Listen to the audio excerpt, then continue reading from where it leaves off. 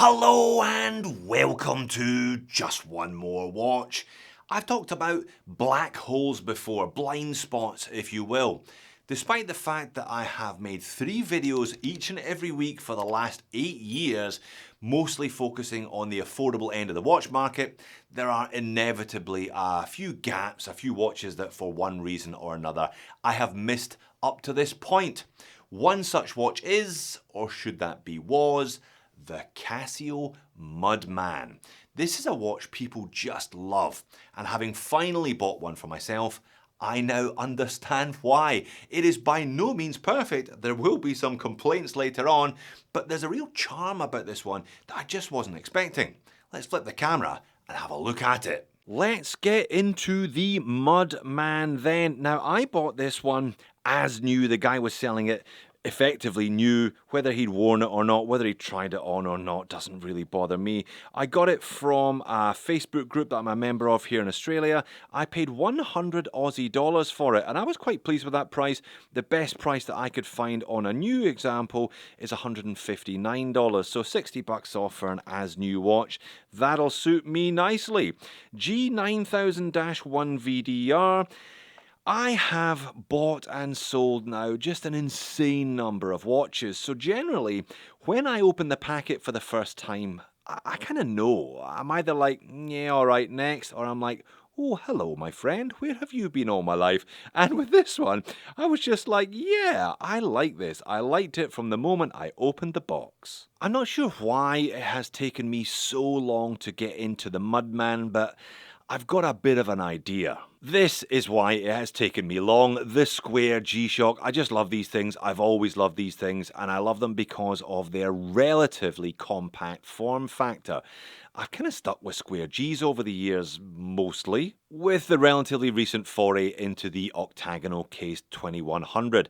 This is much bigger. This is 45 plus, but it's also really slim. When it was launched, it was, in inverted commas, the slimmest GShock ever, relatively speaking. So I've always felt that all the other GShocks were going to be a little bit big for me, and usually they are. But the Mudman actually wears really nicely. So why Mudman then, and what makes a Mudman a Mudman? Well, this one has been knocking around now for nearly 2 decades. It debuted in 2006, and Casio pitch it for mechanics, believe it or not. It's quite a narrow pitch when you think about it. Specifically, motorsport mechanics who deal with muddy environments, so I'm guessing that's kind of rally and motocross. There are a couple of features here that pertain directly to that.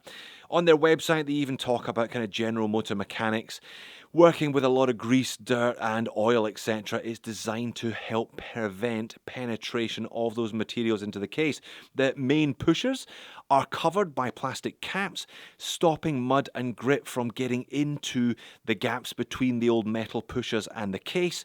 And the case back, as you can see there, there's a kind of extra soft resin shield protecting the case back. Again, it's a kind of double protection from grit, mud, and I guess liquids as well. It is a fairly narrow pitch as discussed, but then again, anybody who works regularly in a kind of muddy environment would benefit from one of these, hence why they are popular with military personnel also. Alright then, what are the dimensions on this big boy? Well, I say big boy, and yes, on paper it is a fairly big boy, but honestly, it's not too bad on wrist, as you'll see. I must have tried 10 different GShock ranges over the years by now. This one, probably in the top 3 in terms of wearability. So diameter, I measure it at 45.1, thickness at 15.2, which I admit is actually quite thick. Lug to lug though, 51, not too bad at all, especially with the curve of the resin band. Lug width, not applicable, don't even bother. I know some people use adapters, etc., but I've never done that. I've never seen the point. Weight though, all that size doesn't equate to bulk. 57 grams. Crystal is the usual resin, acrylic, whatever you want to call it, from Casio. 200 meters of water resistant, and the module in the back is a Casio 3031. I guess we've already had a bit of a look at the case and its construction, the 4 big main pushers there in red, plus we have the Illuminator pusher just to the south of the main display here. So well made these. They're not expensive watches, but they are just phenomenally well constructed. They really do feel like they could take a proper beating for many, many years, because that's exactly what they're designed for. Semi-integrated band, you can remove it by undoing those screws. The band is part of the shock mechanism, designed if you drop the watch to take a lot of the impact. And it's one of these ones with the double tang, so they're part of the one mechanism, but for whatever reason, it does give a slightly more secure fit on wrist as well, slightly less wobble, and it looks cool. Talking of cool, how many watches have you seen with a cartoon mole race car combination on the case back? I've seen one, this one. Yeah, guess that kind of motorsport connection there. It's a little bit indistinct on this particular case back. I would have preferred a slightly deeper etching or pressing, but hey, can't complain too much. You can still make out the mole. Made in Thailand, you can make that out clearly enough. Not a problem though. A lot of Casios are made overseas these days. And 3031, the module number in that rectangle, as always, just to the right of the Casio, up the top right there, in case you do need to refer to an instruction manual online. They rather handily always point it out. So features and functions, I'm not going to do a full deep dive on this one. There are plenty of other videos out there on YouTube.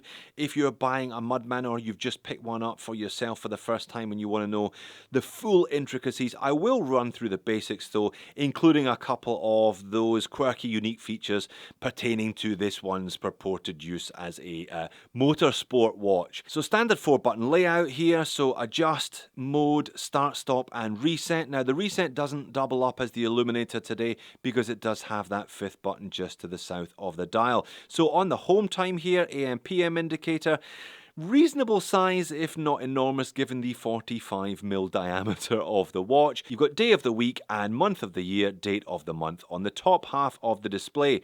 You've got the alarms in the middle here. That'll come into play in just a minute or two. This watch has a flash function, so you can set the whole screen to flash, the Illuminator to flash, linked to the use of one of the 4 alarms and snooze timer or the countdown timer. Plus this one has a 2-stage illuminator. You can set it to go for 5 seconds or for 3 seconds, and like a lot of other Casios, it's got that kind of wrist flick thing. So if you want the illuminator to go off when it senses, it's got an accelerometer inside there for when it senses a flick of the wrist. I've never really liked that feature, but it's here anyway. So mode, if you press the first mode, you're into the first of 2 stopwatches. So second mode button, into the second stopwatch, timer, alarms, and world time, and back to home time. The first stopwatch, though, has one unique feature. It does do the usual start, stop, and reset. Hold on, you found out the first moan and niggle. These buttons are really, really hard to push. So start, stop, and reset, you can do laps, you can do all of that. However, if you happen to be starting a rally, if you hold that down, it's got a 5-second countdown timer. You can then press start, it'll count down, it'll even beep at you, and we're off. Nice, eh? Not sure how many rallies you're going to be starting on the weekends, but if you do, stopwatch 1 is the one for you. Stop that, reset it, and into stopwatch 2. You can have both stopwatches running at the same time, of course, no problem at all. I'm sure you can almost hear how much I'm struggling though to press these buttons. Next mode is countdown timer mode. It's a 24-hour countdown timer, not all that different from a standard Casio countdown timer. Now alarm, snooze alarm here, or if I squeeze that one, 1, 2, 3 and 4 alarms. When they are set, you get a visual indicator running along that mid bar. Those little squares will go black as the alarms are set.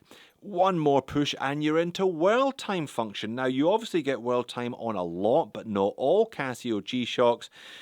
Again here, I'm taking a big breath to press the button. And again, you can go east or west by pressing the top or bottom pusher on the right hand side. One more push and you're back to the home time zone.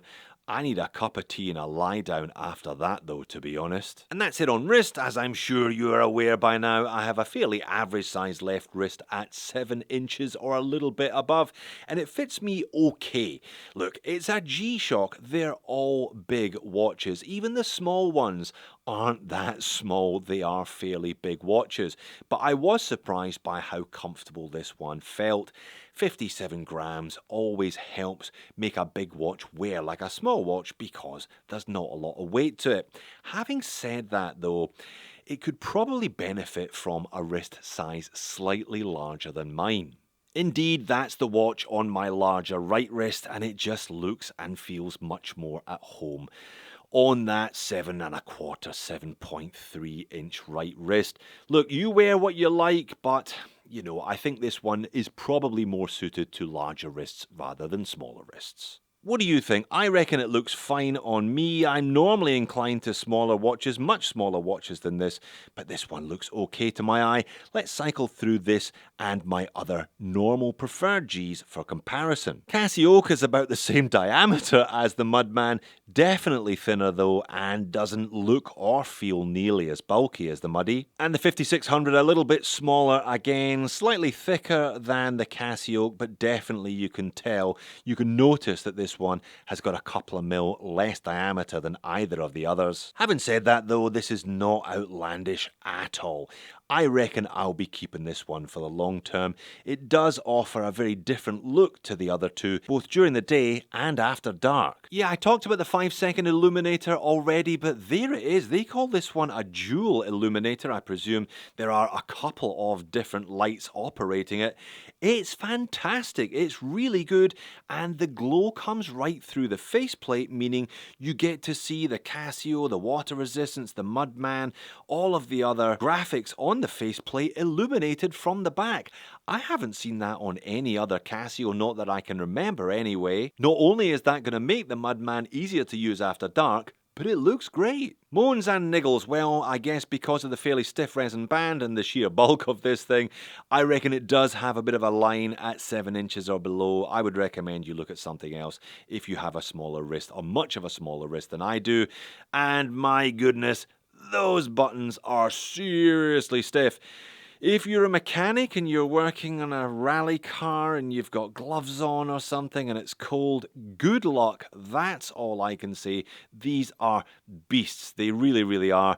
And I don't think that they will loosen up with time either. Certainly not what I've read on the forums. That's not what they're designed for. They're designed to protect the watch, and they certainly do that, but it does come at a cost.